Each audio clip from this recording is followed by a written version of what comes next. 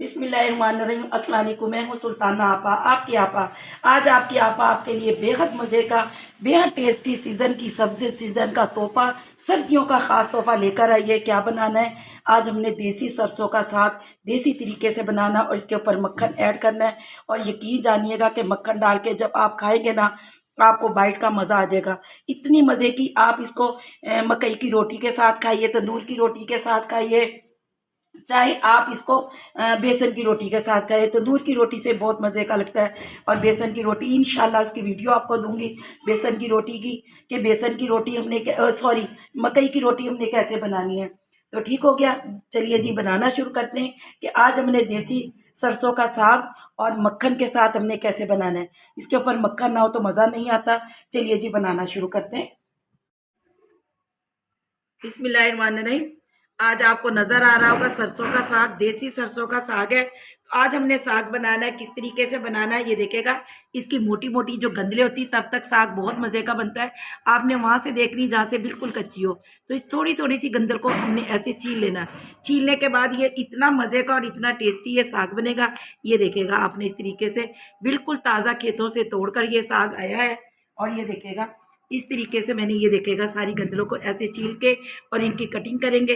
Cutting में आपको दिखाती हूँ और इसके अंदर जो जो हमने चीज़ें डालनी वो आपको बताएंगे कि इसके अंदर हमने मेथी भी डालनी है, इसके अंदर बाथू भी डालना है, पालक भी डालनी है।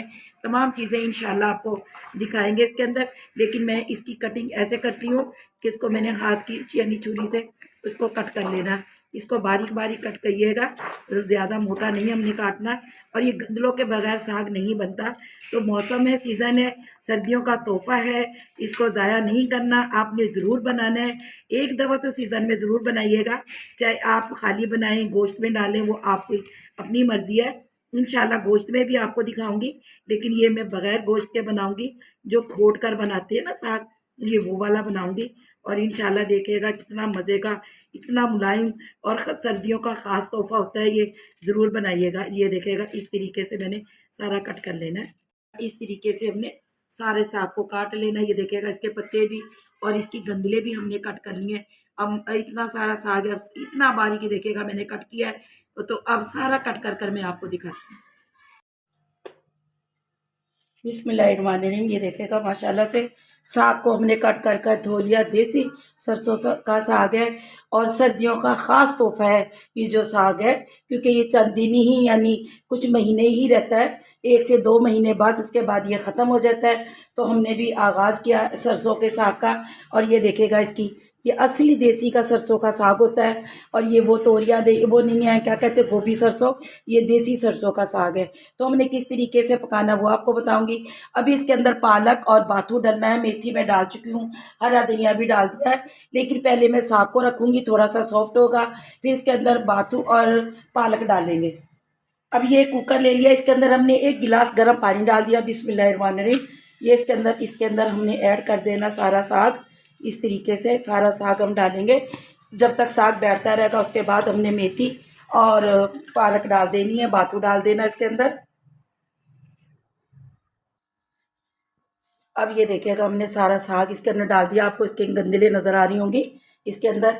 अब हमारे पास है लहसुन, आपने छील के लहसुन बिल्कुल डालना है, लाजमी डालना है। और एक हमने इसके अंदर प्याज, ये प्याज हमने कट कर कर डाल दिया। तो ये प्याज आपने एक डाल देनी। अगर आपके पास ग्रीन हरी प्याज हो तो आप हरी भी डाल सकती हैं। और सबसे मेन चीज़ होती है, ये देखेगा, हरी मिर्चें।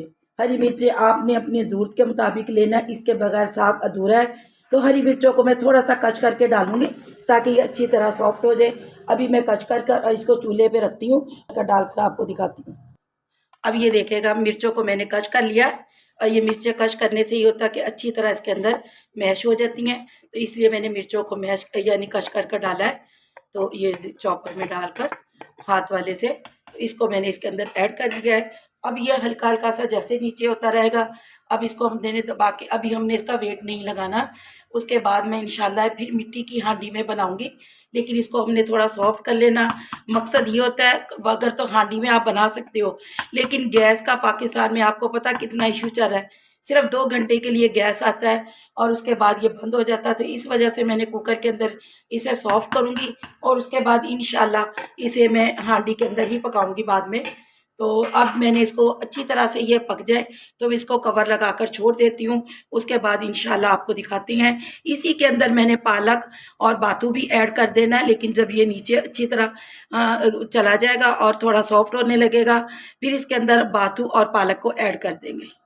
देखा हमने इस पे वेट लगा दिए हैं। अब इसको कम से कम हमने 1 घंटा यानी 40 मिनट के लिए, सॉरी, आधे घंटे से 40 मिनट के लिए बनाएंगे और उसके बाद दिखाएंगे आपको। इसके अंदर तमाम चीज़ें ऐड कर कर आपको दिखा देंगे।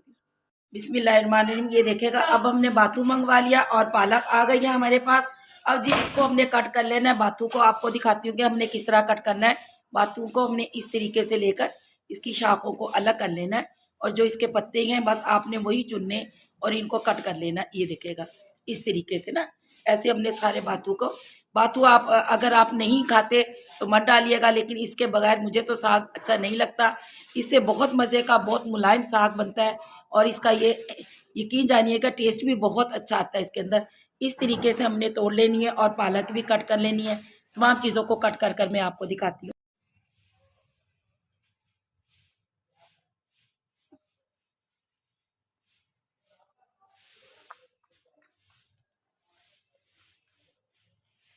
बिस्मिल्लाहिर्रहमानिर्रहीम। ये देखेगा हमने पालक और बाथू को मिलाकर इसको अच्छी तरह से धो लिया है क्योंकि इसके अंदर बहुत मिट्टी होती है।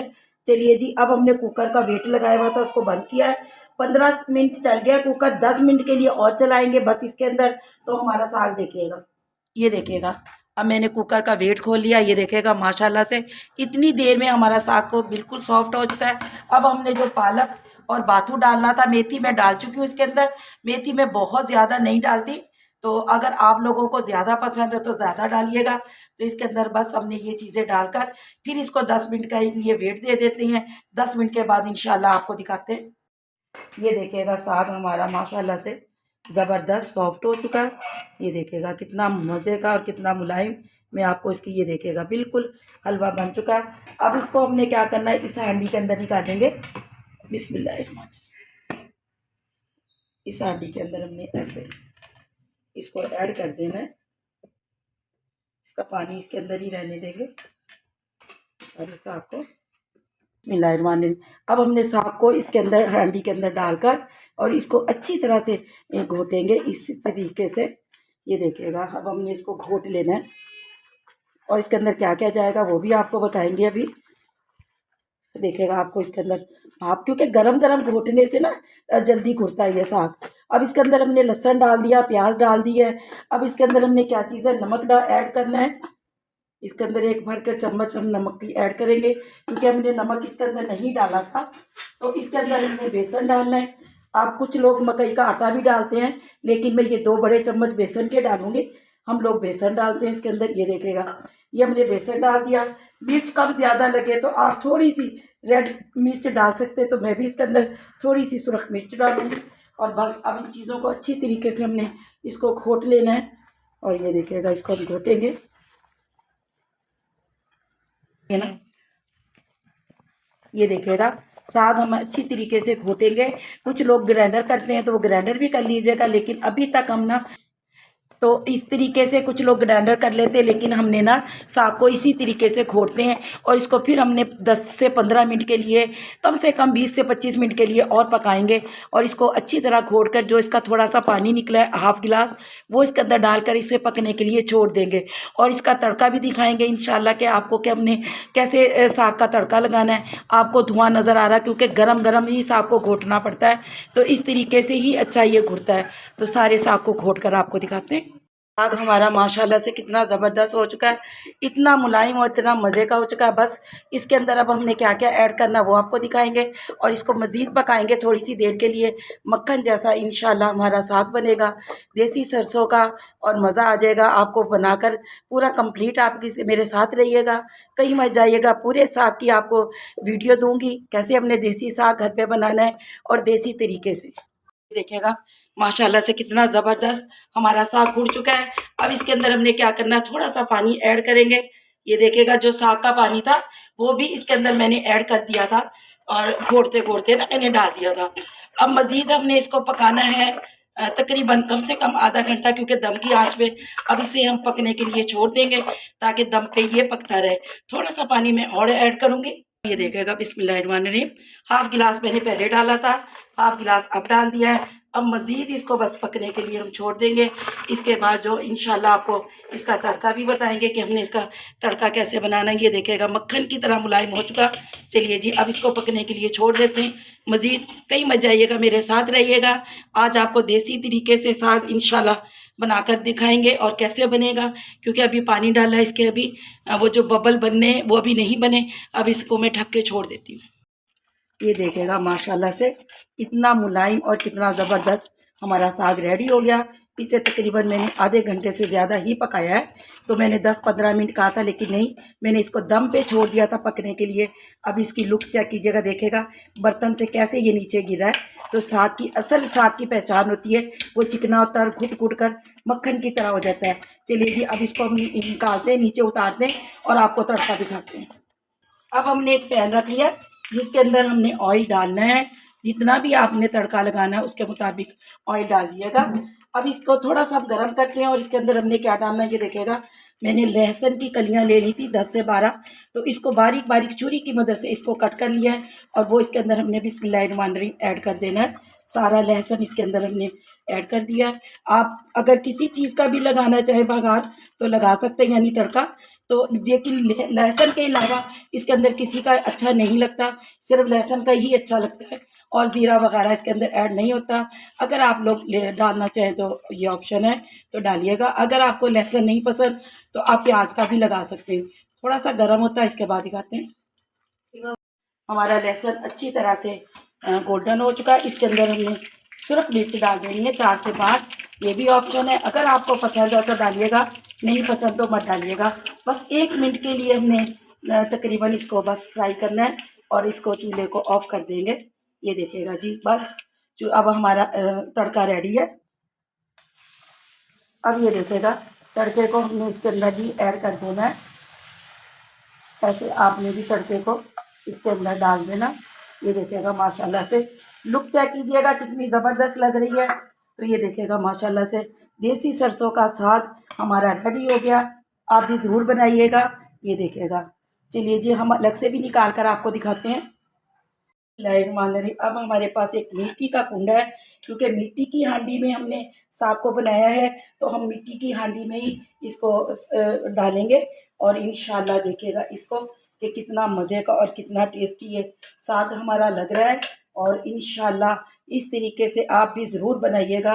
तो आज हमने देसी सरसों का साग बनाया, क्योंकि सीज़न है, मौसम है, क्योंकि और मौसम का तकाजा है, सर्दियों का मौसम है और सर्दियों का ख़ास तोहफ़ा है ये हमारे पास, कि इसको हमने ज़रूर इसलिए बनाना था क्योंकि सर्दियों में ये बहुत मज़े की लगता है, बहुत टेस्टी लगता है। इंशाल्लाह आपको भी बहुत पसंद आएगा। इस तरीके से ज़रूर बना के देखिएगा। अब जी इसके ऊपर हमने क्या करना है, मक्खन रखेंगे।